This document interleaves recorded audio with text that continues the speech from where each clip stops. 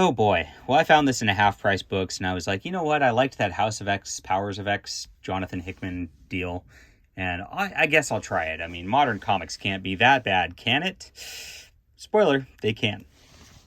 All right. Hi, I'm John Delarose. I am a comic creator myself and a #1 best-selling author.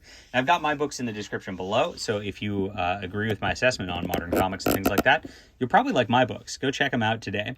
This is Marauders, the oversized hardcover, and this is by Gerry, Duggan, and I guess Lawley's the name. Is that real? Maybe. I don't know who these people are. But Matteo Lawley. There you go. And it collects Marauders 1 through 12, the 2019 edition. So they reset X-Men. You cannot really read this without reading House of X, Powers of X. Like, you will not understand what's going on. And you can tell that this is kind of a background story that's kind of floating around. And you need to read the main X-Men story, which I have not read, because that's where the main action's going. And this is kind of stuff that ties into that. And that's really annoying from the start. These books should stand on their own, and you shouldn't have to pay attention to have to do that. But here it is. You get this inside. You don't really get much inside art. Sometimes you do in these. But it's 12 issues. I don't love the art to start immediately. I just think, I mean, there's nothing wrong with it, but like, I just think the faces kind of look a little ugly. And you get this team of like Kitty Pryde and Nightcrawler and all that. And I guess the White Queen is kind of, who's Emma Frost. You see how Emma Frost is just not that pretty. I don't know why. And she's like manipulating everybody, but I guess she's a good guy sometimes. Sometimes the art looks good. This looks pretty good, but it's just inconsistent. Like this doesn't really look like the same person as this in some ways. Oh well. Iceman's in it, and Bishop's in it, and so they're like the deal is like there's these resurrection pods like a video game, and the problem is you have to explain all of the House of X, Powers of X stuff to understand this, and that is that's a big ask. And so Kitty Pryde can't use the resurrection pods or something, or can't get past these, like, there's these like teleporter gates too. She can't use those either, and so she has to go out on a ship and deal with stuff.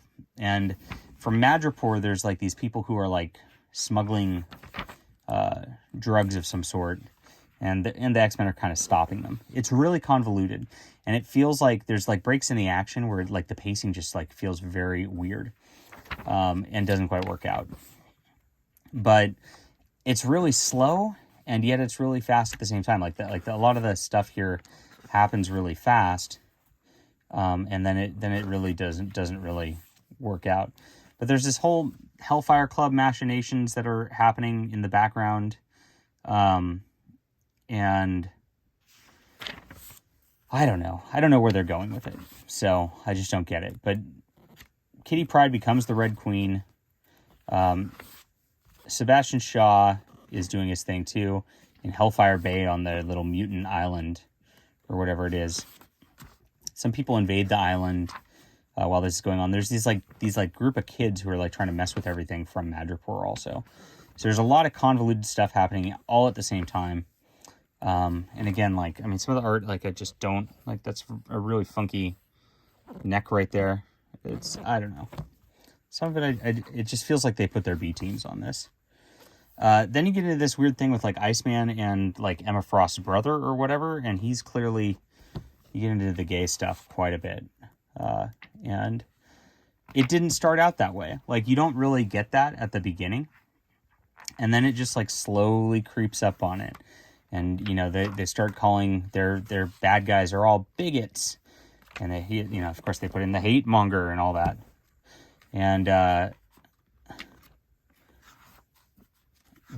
everybody's trying to, like, kind of infiltrate their organization. And Sebastian Shaw is trying to shore up his. He kills Kitty Pryde in 7. And she can't, everybody else can be resurrected like they're in a video game at this point. But she can't be for some reason.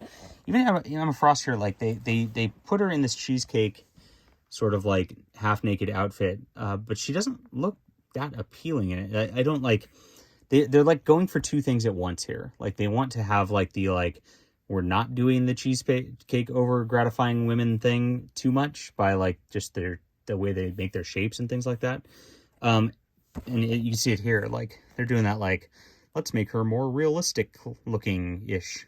And it's not, I don't know, it's just not attractive. So it's like, but at the same time, they're mixing the message by putting that in there. And they put in some innuendo throughout the course of this. It's just like, meh. It's hard to relate to. And again, if you haven't read there's a political story going on in the background of this. Like, where it's like, if you are not aware of the greater X-Men plot from before this, you'll just be like, what is going on here?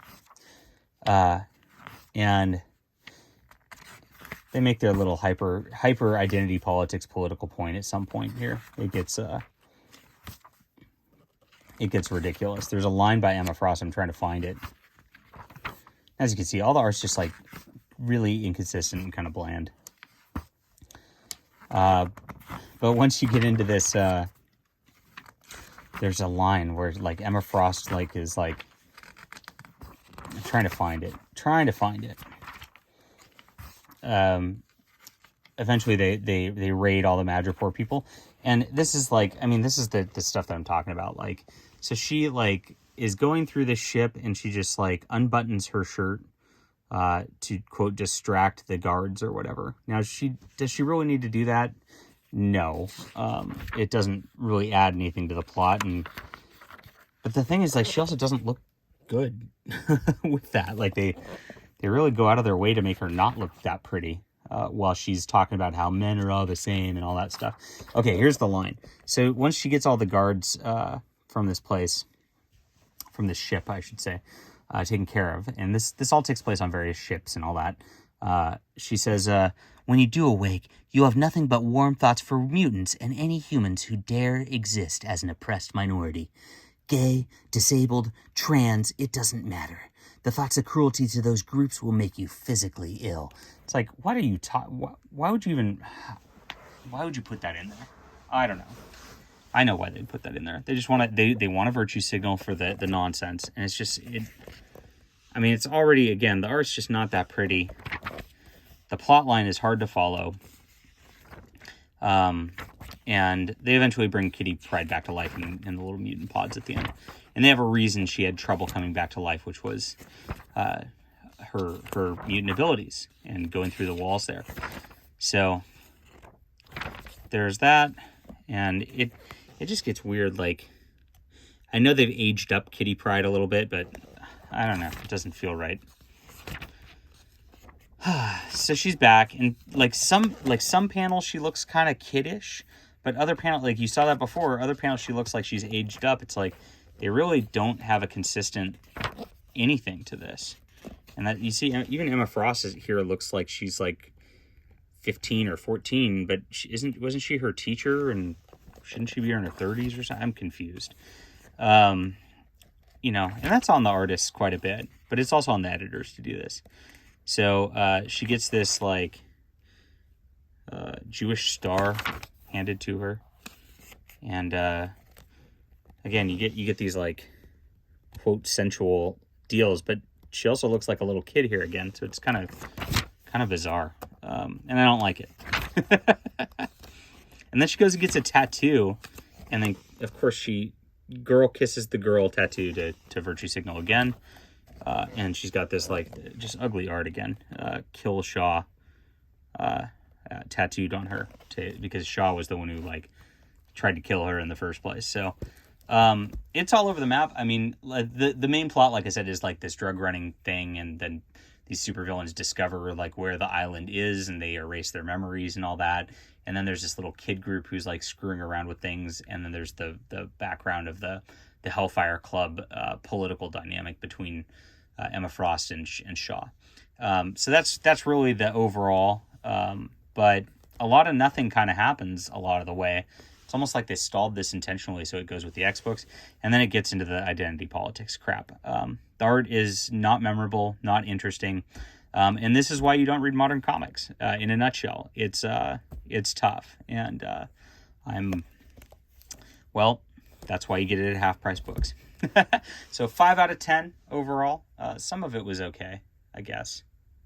That'll be the nice thing I say about it. All right, hit that like and subscribe button. We'll be back soon.